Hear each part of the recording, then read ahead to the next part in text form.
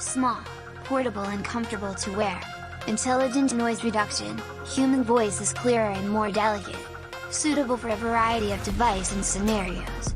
Note: for Oppo, Vivo, Iquo and Realme brand mobile phones, you need to search for OTG in the settings and turn on the OTG power supply to use them normally. Instructions: 1. First, press and hold for 3 seconds to turn on the device, and insert the audio head of the receiver into the audio hole of the mobile phone or stereo, and the green light flashes to indicate that it is in the state to be connected. 2.